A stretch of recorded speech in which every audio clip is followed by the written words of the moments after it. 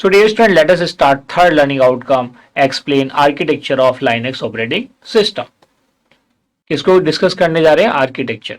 तो देखिए आर्किटेक्चर के वेरियस कंपोनेंट होंगे, तो पहले मैं यहाँ पे एक आर्किटेक्चर ड्रॉ करूंगा, फिर उसके फंक्शनल कंपोनेंट को वन बाय वन एक्सप्लेन करूंगा। तो डियर स्टूडेंट, यहाँ पे मैं कुछ चीजें एक्सप्लेन करने जा रहा हूँ। ये देख के तो आपको सर्कल लग रहा होगा, ओवल लग रहा होगा, लेकिन यहाँ पे उस ज्योमेट्रिकल फिगर से कोई रिलेशन नहीं है। जैसे आपने देखा था कि एक ऑपरेटिंग सिस्टम की जो आर्किटेक्चर होती है, हार्डवेयर होता है, हार्डवेयर के ऊपर आपका सिस्टम सॉफ्टवेयर होता है जिसको आप ऑपरेटिंग सिस्टम बोलते हैं। ऑपरेटिंग सिस्टम का पार्ट एक कर्नल होता है, उसके ऊपर यूजर एप्लीकेशन सॉफ्टवेयर होते हैं और उनके ऊपर यूजर ऑपरेट करता है। तो वैसे ही कुछ यहाँ पे मैं आपको एक्सप्लेन करने जा रहा हूँ।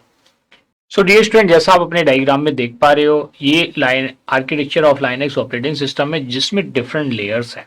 लेयर वन में आपका हार्डवेयर है, उसके ऊपर नेक्स्ट लेयर है कर्नल की, उसके ऊपर शेल है, और शेल के ऊपर कौन सी लेयर है जिसमें डिफरेंट एप्लीकेशंस हैं, कंपाइलर्स है, या अलग अलग कमांड्स ऑब्वियसली वहाँ पे अवेलेबल हैं। और उन कमांड्स को कौन यूज करेगा? वेरियस यूजर्स यूटिलाइज करेंगे, क्योंकि आप ये जानते हैं लाइनक्स ऑपरेटिंग सिस्टम आपका multi user multitasking operating system है। तो आइए देखते हैं जो different layers of this architecture है उनको डिटेल में स्टडी करते हैं। तो इसके बारे में बताऊं, द लाइनक्स जो आर्किटेक्चर है it consist of following layers, जो मैंने ऊपर वहां पे लिस्ट करी है। उन लेयर्स को आइए वन बाय वन डिस्कस करते हैं। First one is a hardware layer. So dear student, अगर मैं हार्डवेयर लेयर की बात करूं, it consist of all peripheral devices. Peripheral मतलब input output devices such as RAM, hard disk drive, central processing unit etcetera. आइए देखते हैं next layer. So dear student, जैसा आप डायग्राम में देखते हो तो नेक्स्ट लेयर क्या थी? हमारी colonel.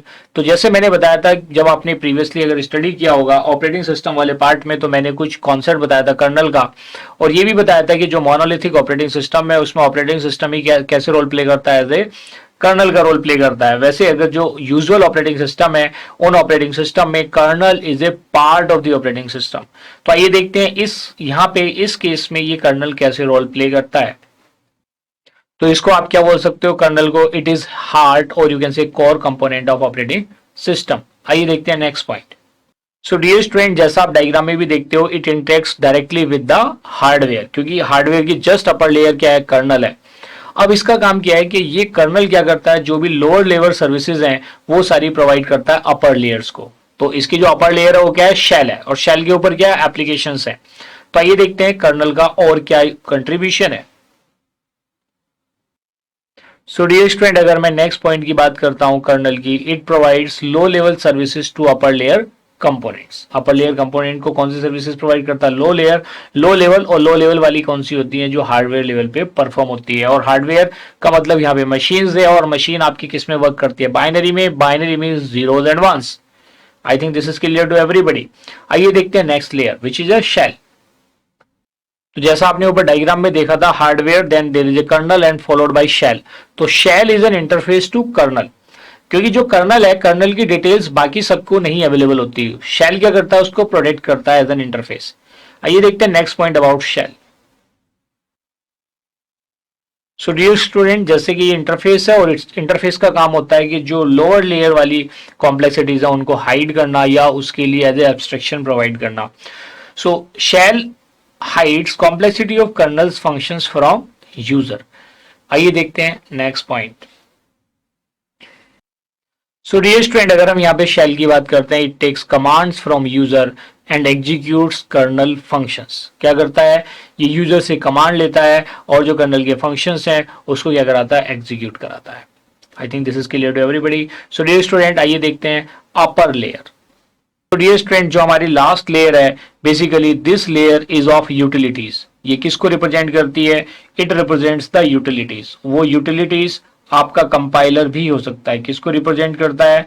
It represents the utilities, may be compiler और मे बी अदर कमांड्स और एप्लीकेशन सॉफ्टवेयर्स। सो डियर स्टूडेंट, अगर मैं यूटिलिटीज की बात करूं तो utility programmes giving user most of the functionalities of an operating system, चाहे वो कमांड की फॉर्म में हो, जो भी फंक्शनैलिटी है जिसको आप एग्जीक्यूट कराना चाहते हैं। आइए देखते हैं कि ये जो लाइनक्स ऑपरेटिंग सिस्टम है वो कौन कौन से हैं जो इस आर्किटेक्चर को फॉलो करते हैं।